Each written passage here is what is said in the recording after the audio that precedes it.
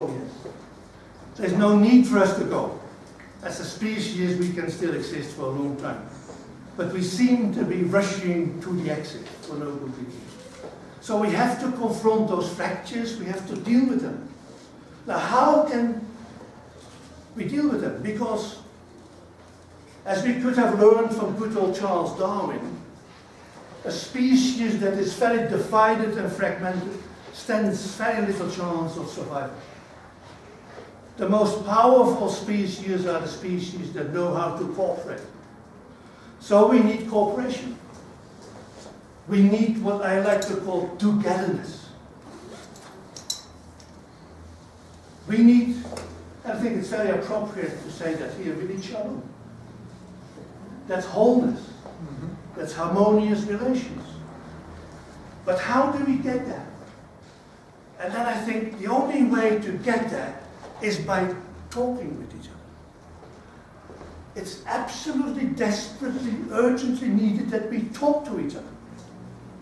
That we learn to communicate with each other. Not just through tweets, like the American president does. Or not just by babbling. Babbling is important. Babbling is just like the grooming of the monkeys. If I babble with you, then I say, I'm innocent, I intend no harm. And then I groom you a little bit, and then you groom me, because it has to be mutual. And then we're doing okay. So there's nothing wrong with babbling. There's also nothing wrong with gossiping. You know, most of our history we have been... Of course, you don't want to admit this, because you are an intellectual audience, and intellectuals always say they don't gossip. Well, I'll tell you, a secret. I once asked my students at the University of Amsterdam to sit in our canteen and do something which is absolutely uncivil. Listen to the conversations among professors. I know it was an invasion of their privacy, but I was so curious as to know what would my colleagues talk about. Because of course you have this fantasy that in the canteen of the university all these men and women talk about very complex theories, you know, and new inventions, innovative ideas. No, most of them were just gossiping about who was with whom and who was separating from whom and who was divorcing and who did it with whom. But gossiping is very essential in our life. We like it also, let's admit it. It's also important because through gossiping earlier communities learned who is good, who can be trusted, who cannot be trusted. It's part of our moral history. But that's not what I'm talking about. I'm talking about the deep sense of communicating, which I call the deep dialogue.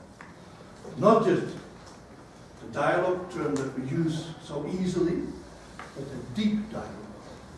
And then I thought, maybe we're getting somewhere. Because now I begin to conclude to achieve togetherness, which is essential for our survival, we need to be engaged in deep dialogue, not eternally, but in moments. And then I thought, maybe we can conceptualize peace as moments of deep dialogue. So not communication for peace, but peace is communication. When we manage to really deeply dialogue with each other, I think we're getting close to shalom.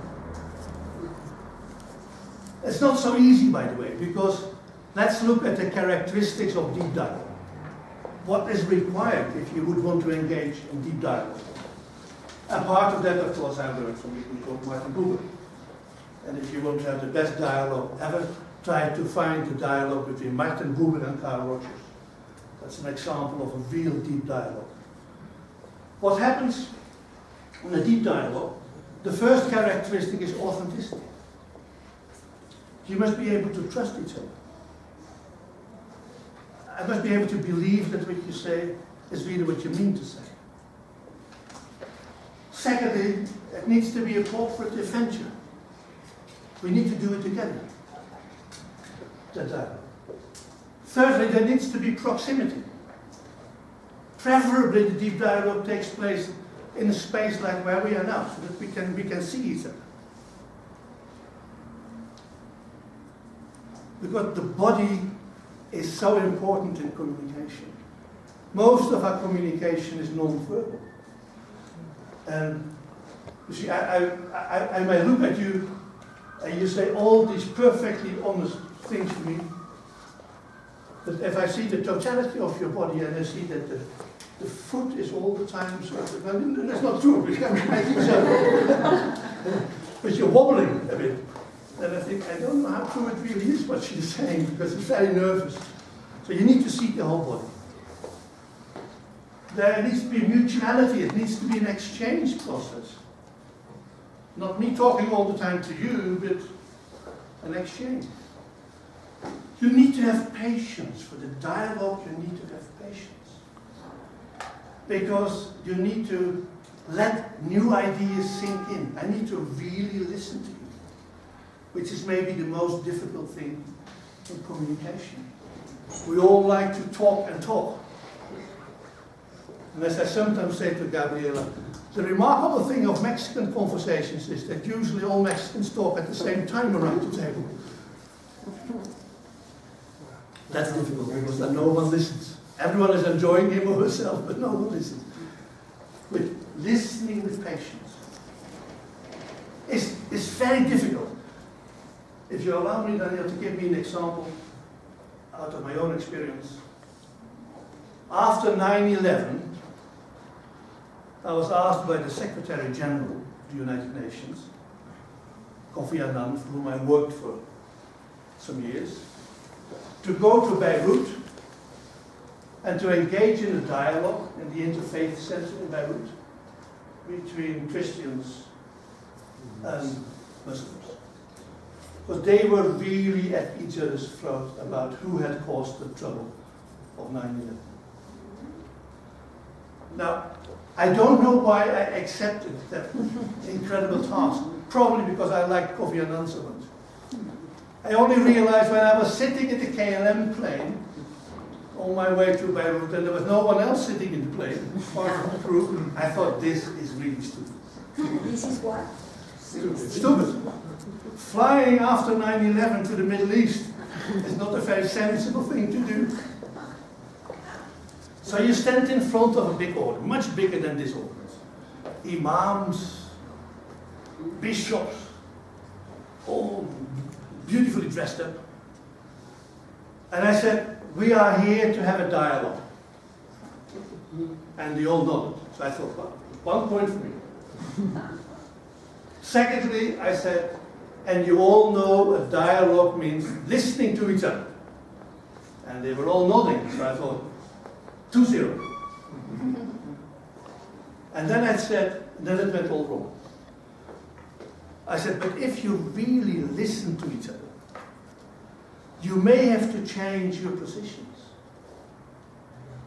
Because if I really talk to you, I may say, hey, you were right.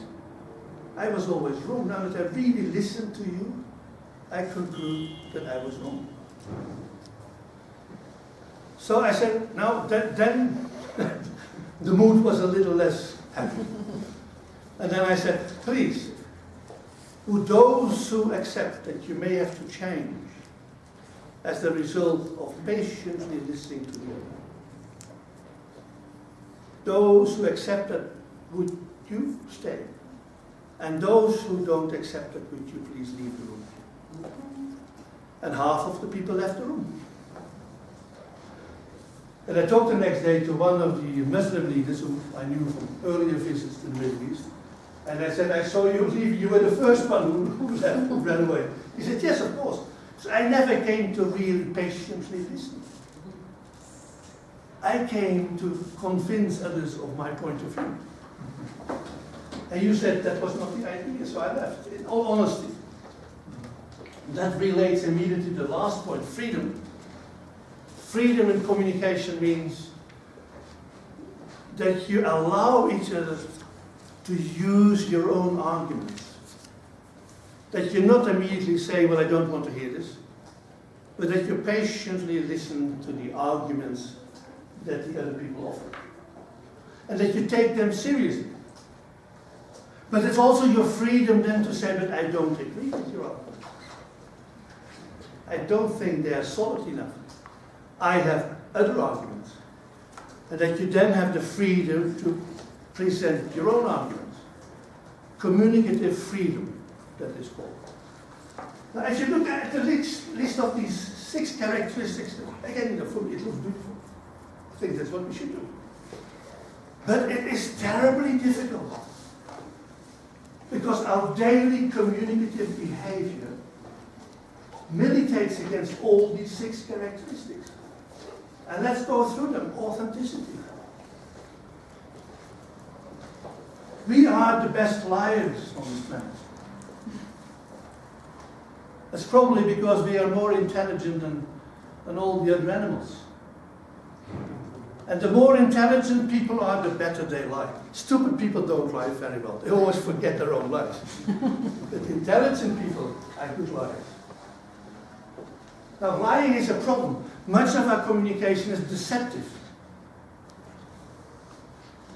We know in my country that Dutch people lie approximately 10 times a day. It would be interesting to do similar research in Mexico. They lie all the time. We take great comfort in the fact that the same piece of research was done in Germany, and the Germans like 15 times a day. So we do better than the Germans. But lying is a real issue and a real problem.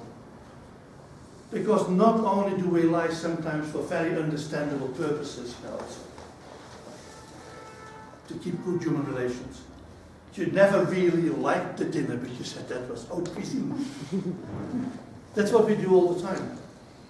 And we don't realize how serious that is, because if people find out the white lies, they are very destructive of relationships. And then, of course, deceptive communication is all around us. Look at what the media do. The media lie to us much of the time. And I say that as an ex-journalist. It's very problematic. Nowadays we call that fake news. I have to laugh a little bit about it, because actually fake news was never something else than fake. But anyway, we have fake news, we have a president of the most powerful country in the world who lies most of the time. So what an example does that set for authenticity? So authenticity is a real issue. We have to overcome the deceptive nature of our communication. Cooperative communication is a nice idea, and actually that's where we come from. Let's not forget where we come from. We are here because our predecessors knew how to cooperate in their communities. We are very good in cooperative communication. That's one of the pieces of good news. We are the best pro-social communicators on this planet. But of course we are ruining this increasingly because we seem to think that competition is better than cooperation. So wherever you look, you see competition. Beauty contests, sports has become more and more aggressive because you need to win. And even with small children who are encouraged by their parents, though. The parents are the worst. I don't know how it is in Mexico, but in the Netherlands, in soccer games with young kids, the parents are the worst. They tell the kids to win and win and win. But that doesn't really get us anywhere. That competitive, and then even, I play music, and I've always found it very strange that also in music you have competition. And as one would play better than someone else, it really makes no sense. So the competitive spirit, we need to change for a cooperative spirit if we want to survive. Proximity is increasingly a difficulty because you realize, of course, all that sitting together in a room like this is a bit old-fashioned. I like it because most of our communication is disembodied. You talk to people on the phone, you talk only with the voice. Many times you don't even know whether it's a human being at the other end of the telephone. Or you talk through Skype and then you only see a face. So much of our communication leaves all the non-verbal communication out. Yes, right. So there you go. Disembodied. A mutuality. increasingly difficult in a selfie culture, isn't it? It's amazing when today you walk through big cities, you see these endless numbers of people who are all photographing themselves with a selfie. That means that you don't have to engage in a conversation with another. Because, mind you, if I don't take a selfie, I may have to ask you, Cynthia, could you please take a picture of me? Well, that's dangerous because that's getting involved in a conversation. We don't want that. So we take selfies. So much for future. And patience. Do we have patience?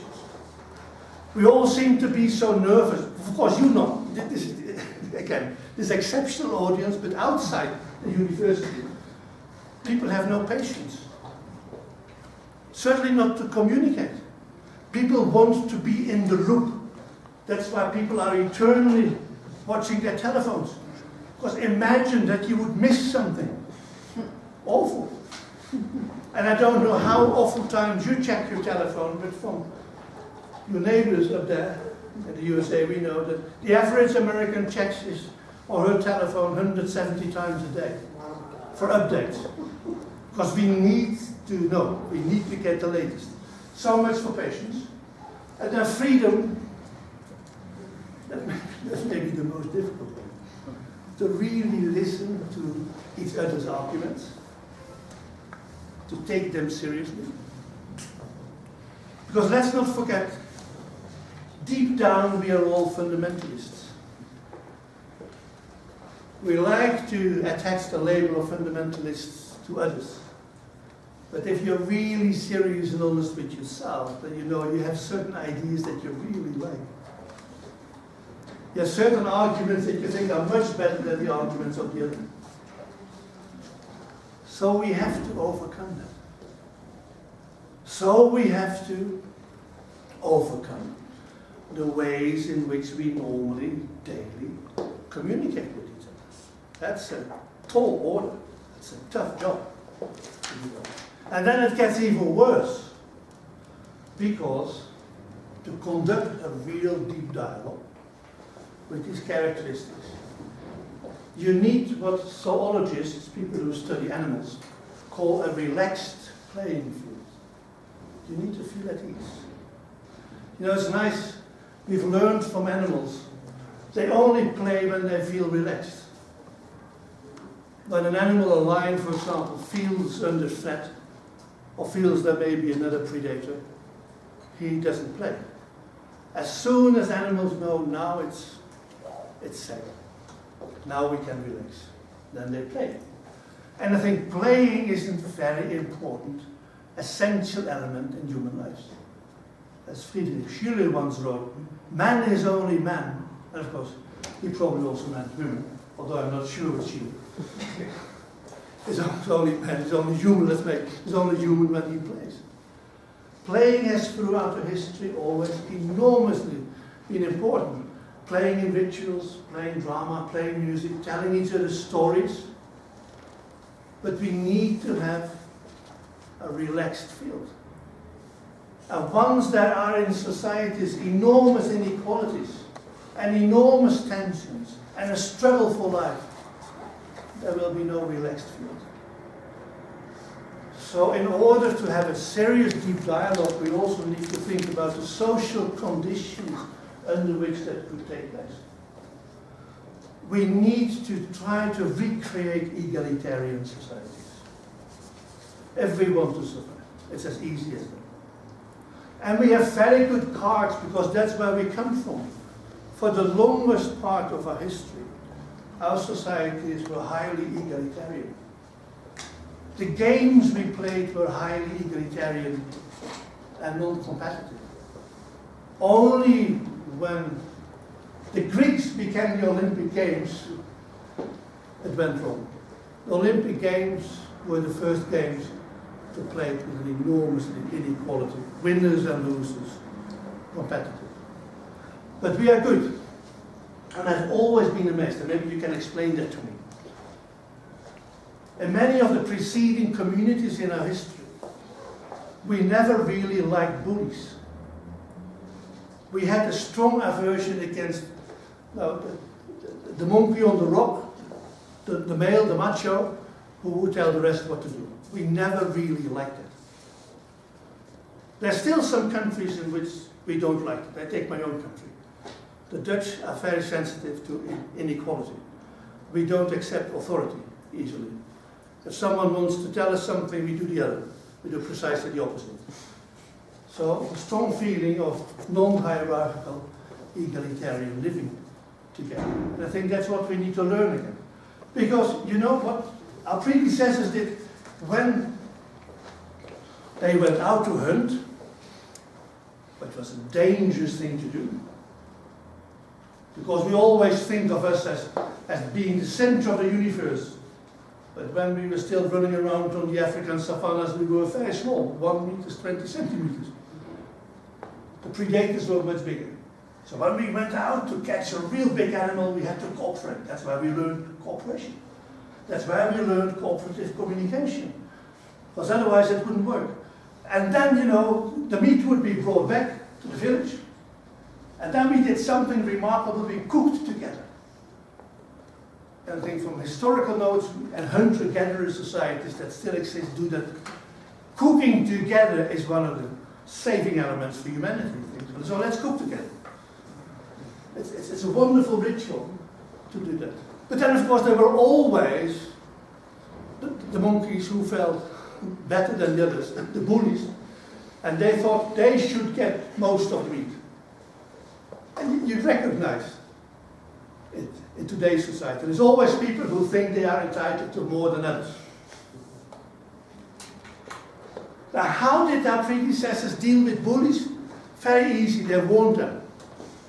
They said, listen, your behavior is dangerous to the life of the community. Because if you get more meat